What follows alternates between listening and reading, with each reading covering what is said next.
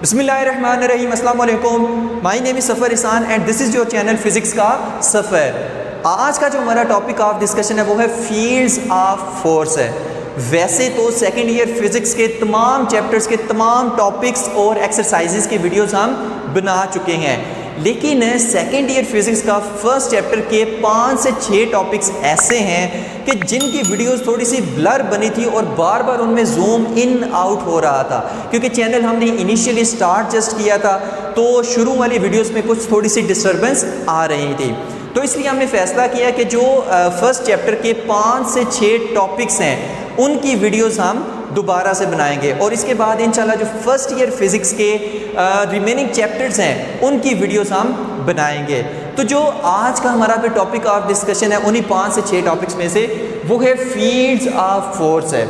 तो देखिए, टॉपिक के नाम में ही उसका आधा कॉन्सेप्ट होता है। अब फील्ड्स ऑफ फोर्स है, फील्ड्स जैसे अगर हम बात करें ग्रेविटेशनल फील्ड की, अब इस ग्रेविटेशनल फील्ड में, अर्थ की ग्रेविटेशनल फील्ड में अगर कोई ऑब्जेक्ट आएगा तो क्या होगा, उस पर फोर्स लगेगी जिसको हम ग्रेविटेशनल फोर्स कहेंगे, जिसकी वजह से वो ऑब्जेक्ट जो है वो डाउनवर्ड मूव करेगा। ठीक है, इसी तरह आज हमने पढ़ना है कि कोई फील्ड में जब कोई ऑब्जेक्ट आता है तो उस पर किस तरह से फोर्स लगती है। ठीक है, तो जैसे फ़र्ज़ करें अगर हमारे पास ये कोई अर्थ है, ये क्या है, अर्थ है, और अर्थ की जो ग्रेविटेशनल फील्ड है, अर्थ की जो फील्ड है जिसको हम ग्रेविटेशनल फील्ड कहते हैं, वो सिर्फ इतने हिस्से में एक्ट कर रही है। ठीक है, मतलब इससे बाहर कहीं ग्रेविटेशनल फील्ड नहीं है, जस्ट मान लें अब यहाँ पर कोई पर्सन है, यहाँ पर कोई इंसान है, अब ये क्या है, ये इस फील्ड से बाहर है, तो क्या इस पर कोई फोर्स लगेगी? इस पर कोई भी फोर्स नहीं लगेगी। लेकिन अगर ये पर्सन जो है ये यहाँ से मूव करके यहाँ पे आ जाए, यानी कि इस फील्ड के थोड़ा सा अंदर आ जाए, तो क्या होगा कि इस पे एक फोर्स लगेगी जिसको डाउनवर्ड खींचेगी, ठीक है, सेंटर ऑफ अर्थ की तरफ। तो उस फोर्स को हम क्या कहेंगे, ग्रेविटेशनल फोर्स है। ठीक है, फील्ड्स ऑफ फोर्स मतलब फील्ड में ऑब्जेक्ट आया, इस पे फोर्स लगी, ठीक है, उसको हमने कहा ग्रेविटेशनल फोर्स, मतलब फील्ड्स की फील्ड में इंटर होने की वजह से इस ऑब्जेक्ट पे एक फोर्स लगी। अब इसी तरह अगर हम चार्जेस की बात करें, मान लीजिए हमारे पास कोई पॉजिटिव क्यू चार्ज है, कोई पॉजिटिव क्यू चार्ज है। अब पॉजिटिव क्यू चार्ज है तो जाहिर सी बात है इसके भी आसपास कुछ ना कुछ फील्ड है, मतलब फील्ड कोई ना कोई होगी। ठीक है, तो मान लीजिए क्या है, इसके आसपास फील्ड है। ठीक है, और इस फील्ड को हम क्या कहते हैं, इस फील्ड को हम कहते हैं इलेक्ट्रिक फील्ड, क्योंकि चार्ज है तो इस फील्ड को हम क्या कहेंगे, इलेक्ट्रिक फील्ड है। अब अगर कोई एक और टेस्ट है, छोटू सा टेस्ट चार्ज है, पॉजिटिव क्यू नॉट का इसको नाम दे लें, ठीक है, कोई छोटा सा चार्ज है। अब ये क्या है, ये दूर पड़ा हुआ है।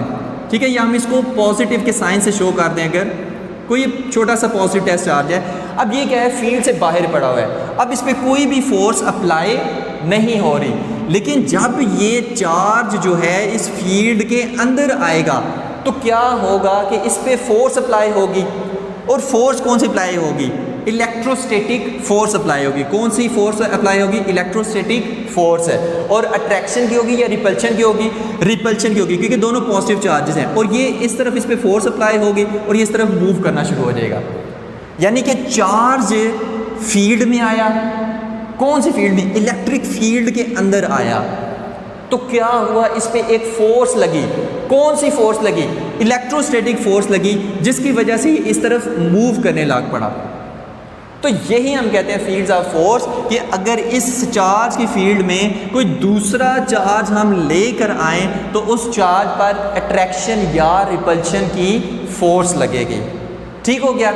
अब यहाँ पर देखिए ग्रेविटेशनल फोर्स, ग्रेविटेशनल फोर्स किसके दरमियान होती है, बिटवीन टू मैसेज के दरमियान में होती है। इलेक्ट्रिक फोर्स, इलेक्ट्रिक फोर्स क्या होती है, बिटवीन टू चार्जेस, दो चार्जेस के दरमियान में क्या होती है, इलेक्ट्रिक फोर्स होती है। इलेक्ट्रिक फील्ड क्या होती है, इलेक्ट्रिक फील्ड क्या होती है, मैंने कहा था ना कि इस चार्ज के इर्द गिर्द क्या होगी, फील्ड होगी। ठीक है, उसको हम क्या नाम देंगे, इलेक्ट्रिक फील्ड का नाम देंगे। अब ये भी बताएंगे कि यहाँ पर मैंने ये जो डॉट्स हैं ये बिल्कुल क्लोज क्यों बनाए हैं और यहाँ पर डॉट्स जो हैं वो दूर क्यों बनाई हैं, इसके बारे में भी आगे चल के बात करते हैं। तो the space or region around the charge, the space or region around the charge in which it exerts electric force on other charges is called electric field है। ठीक है, ये ऐसा कुछ स्पेस या रीजन होता है, ठीक है, स्पेस या रीजन होता है कि जिसमें जब कोई और चार्ज आएगा तो उससे फोर्स का सामना करना पड़ेगा, चाहे वो ट्रैक्शन की हो चाहे वो रिपल्शन की हो, डिपेंड करता है पॉजिटिव चार्ज है या नेगेटिव चार्ज है। तो यहाँ तक तो ओके बात होगी।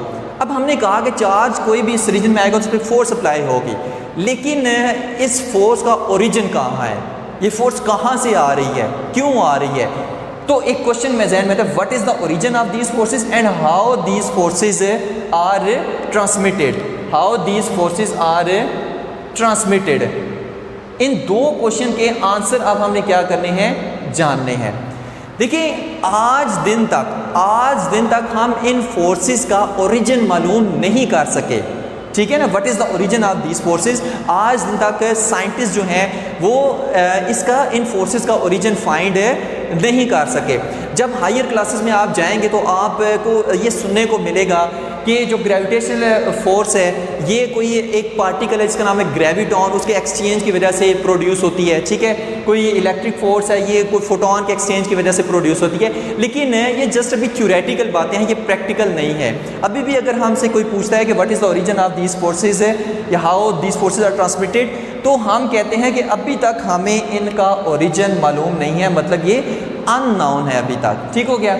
अब नेक्स्ट बात हम करते हैं कि माइकल फेराडे, इलेक्ट्रिक फील्ड, तो हमें पता चल गया एक चार्ज के पास इलेक्ट्रिक फील्ड होती है, मतलब आसपास इलेक्ट्रिक फील्ड होती है, लेकिन ये इलेक्ट्रिक फील्ड का हमें कॉन्सेप्ट किसने दिया था, वो एक साइंटिस्ट है माइकल फेराडे, उसने हमें बताया था gives the concept of electric field. और उसने एक और बात क्या कही थी कि electric field is intrinsic in nature.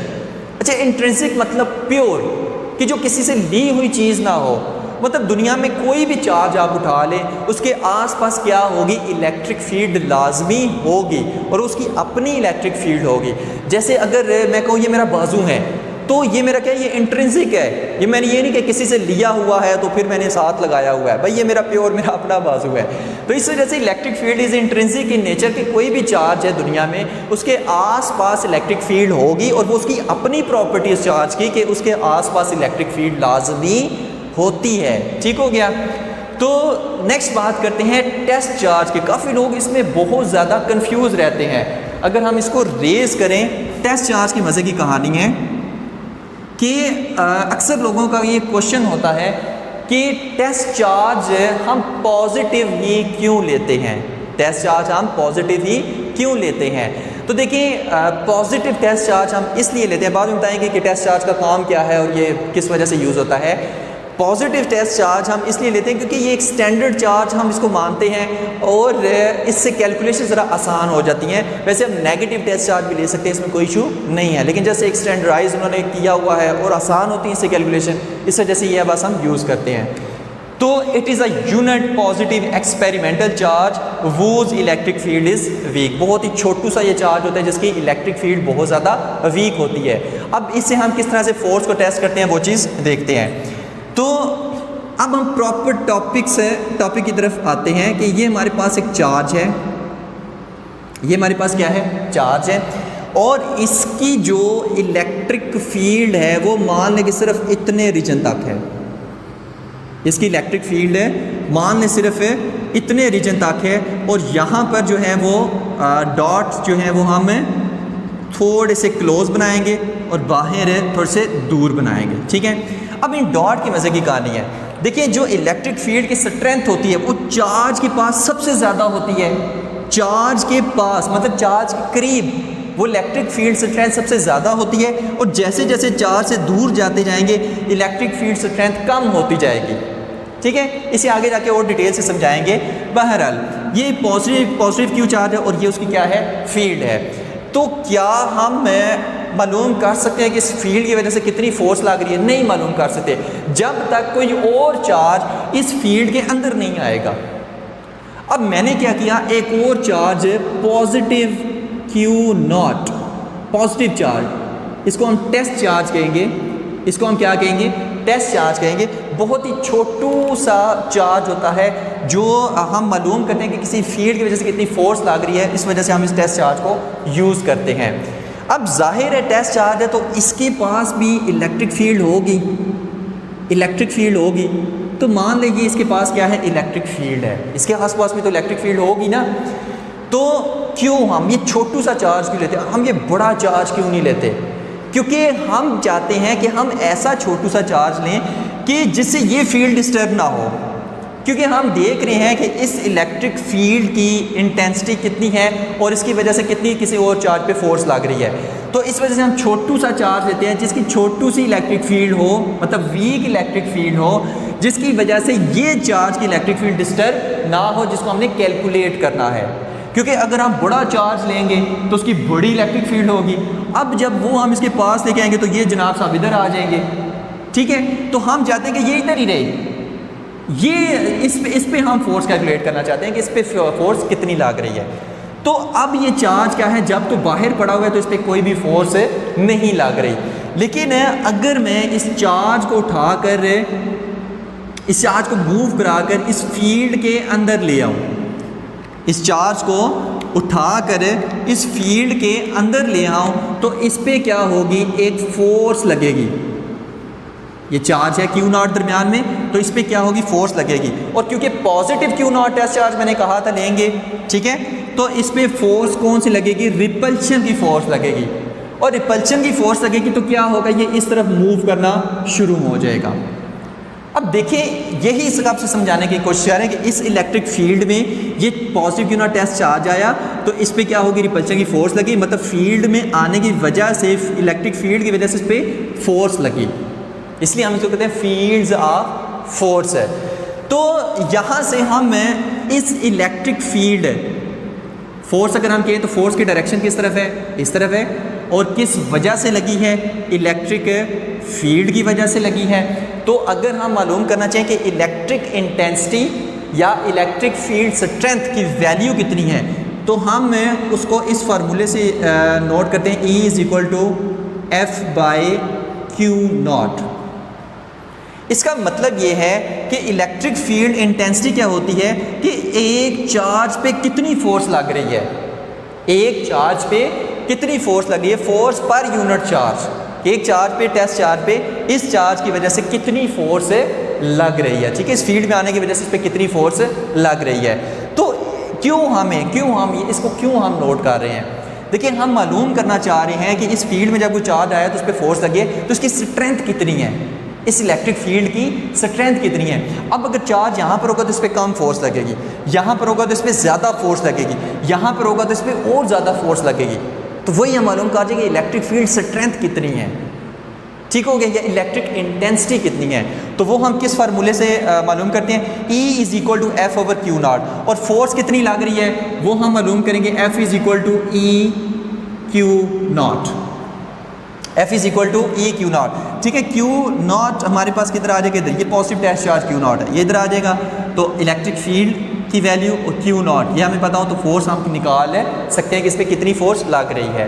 तो इलेक्ट्रिक इंटेंसिटी क्या होगी, electric field intensity at any point is defined as the force experience per unit charge, कि ये चार्ज कितनी फोर्स एक्सपीरियंस कर रहा है, ठीक हो गया।